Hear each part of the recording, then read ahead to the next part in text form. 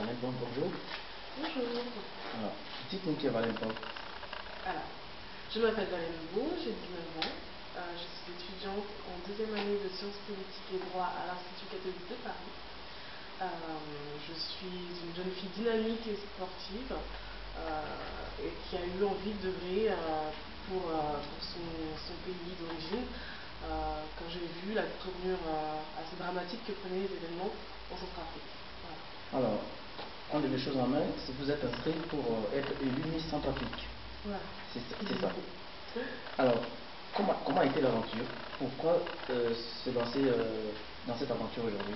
Enfin, depuis octobre 2015, vous êtes élu Miss Centrafrique, oui. Si j'ai bien compris. Oui.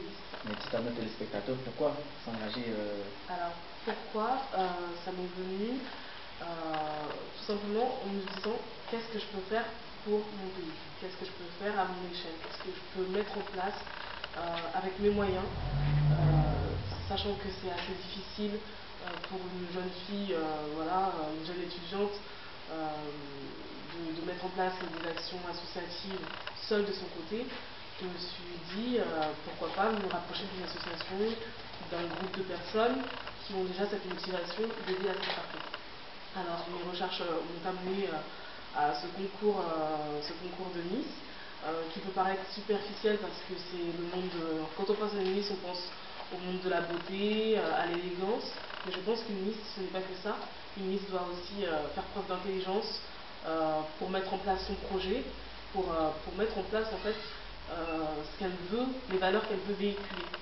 Et dans ce sens-là, j'ai abordé ce concours en fait en me disant je vais être la Miss, si je suis élue, je vais être la Miss qui aidera mon pays et pas seulement celle qui fera office de l'image du pays. Ça a commencé donc en février-mars 2014. Je me suis renseignée sur Facebook, je me suis inscrite. J'ai tout de suite été très motivée et du coup avec Alexia, la présidente du comité Miss Centrafrique France, nous nous entraînions tous les mois, une fois par mois, toutes les filles, tout ensemble. Ça a créé des liens d'amitié et je pense que les filles qui ont vécu l'expérience avec moi ont été aussi touchées par finalement de se retrouver entre centrafricaines. Ça nous a touchés en fait. Moi ça m'a touchée, ça m'a porté et du coup ce concours on l'a abordé sereinement. Le mot d'ordre pendant les répétitions c'était dynamique, comme dirait Vanessa, notre chorégraphe. Dynamique, ne pas lâcher, sourire, profiter. Et c'est ce que j'ai essayé de faire lors de mon élection le 18 octobre. Voilà. Très bien. Le 18 octobre, vous êtes exprimé quand vous avez été élu. Et le jury, y compris le public, étaient tous émus. Sur quoi, moi je n'ai pas assisté à cette élection, malheureusement. J'étais invité au dernier moment. En quoi ces personnes qui étaient là présentes étaient émues? Alors, ce qui s'est passé le soir de l'élection, donc je vous explique un peu, nous avions fait plusieurs passages. On a fait un passage de présentation où on disait tout simplement notre prénom, ce qu'on faisait dans la vie. Un autre passage maillot de bain, un autre passage où nous expliquions notre projet personnel.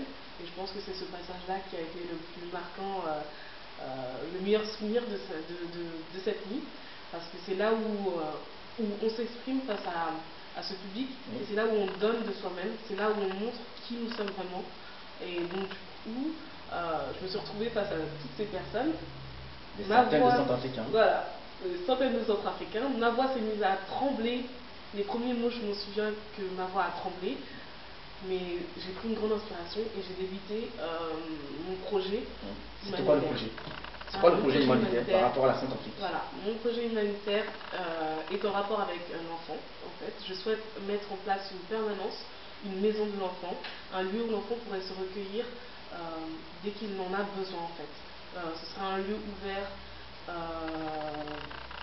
à tout moment, à toute heure, tous les jours en fait, où l'enfant pourrait avoir des vêtements, accès à des premiers soins, accès à une collation et accès à une éducation que je dirais primaire avec des livres à disposition, crayons et papier, ce projet repose sur la collaboration entre les pays occidentaux, donc la France en l'occurrence, et la Centrafrique, parce que je souhaite en fait amener la Centrafrique dans les mentalités françaises.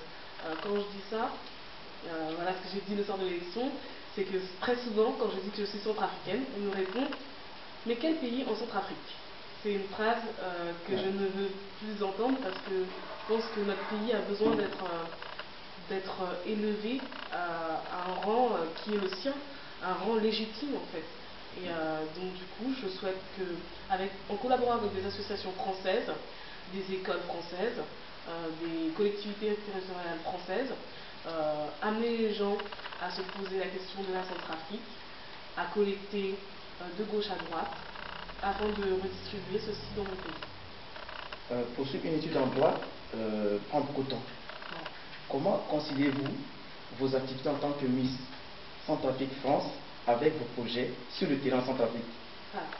Alors, cette question du temps, c'est une question qui se pose à moi depuis que je suis très jeune, parce que ce n'est pas ma première élection proprement dit, puisque quand j'étais au collège, dans la petite ville d'Ingré, dans le 45, j'ai été élue jeune maire de ma ville. C'était un mandat électoral de 2 ans. J'étais à la tête d'un petit conseil municipal de jeunes. Donc c'était une occupation qui m'a déjà appris à gérer une équipe, mener un projet à bien. Donc c'est des choses qui ne me font pas peur en soi. Après, voilà, j'étais au collège, j'étais jeune, l'emploi du temps n'était pas le même, l'enjeu n'était pas le même, effectivement. Mais j'ai toujours eu cette facilité à porter différentes casquettes. J'ai pratiqué le sport qui me prenait beaucoup de temps. En même temps, j'étais jeune maire de ma ville. En même temps, j'étais à l'école et ça ne m'a pas empêché d'avoir un parcours scolaire assez brillant. Donc maintenant, je souhaite aussi voilà, continuer sur cette lignée. Ça ne me dérange pas d'être un peu, surmenée et justement de devoir un peu courir partout. Tant que le travail est fait, après ce sera à moi de gérer au mieux mon emploi du temps afin de pouvoir promouvoir mon projet. Alors, sur le terrain, voilà, mon projet, quand on pense à mon projet, on comprend bien que ce n'est pas un projet qu'on peut mener en 1 an d'élection. Je le vois plutôt sur le long terme. Je veux que cette maison de l'enfant, peut-être que ça mettra 5 ans, 7 ans, 10 ans, mais finira par aboutir. Alors, je veux vous dire par là que cet été, j'aimerais proposer au comité et à un groupe motivé, par exemple, d'ouvrir la maison de l'enfant avec une permanence tout l'été, qui sera ouverte tout l'été. Je serai sur place, je serai sur le terrain et je pourrai mener à bien mon équipe, gérer à bien la gestion de cette maison, en fait, de cette permanence, qui, j'en suis bien consciente, c'est un projet assez lourd, mais je pense pouvoir mener à bien en commençant comme ça, tous les étés, rester 2 mois en Centrafrique, l'ouvrir, que les enfants sachent que voilà, il y a un lieu pendant les 2 mois d'été qui soit à leur disposition. Recommencer les années suivantes, quand j'aurai eu un métier et que j'aurai mes propres moyens, retourner en Centrafrique peut-être y vivre, et à ce moment-là, vous y allez souvent? Ouvrir cette permanence. Vous y allez? Alors, la Centrafrique, j'ai eu l'occasion d'y aller, j'ai encore beaucoup de familles là-bas, mais avec les événements, la guerre civile, les tensions, je n'ai pas pu y retourner et ça fait actuellement 5 ans, je pense, que je n'y suis pas retournée. Mais c'était vraiment une question de désir.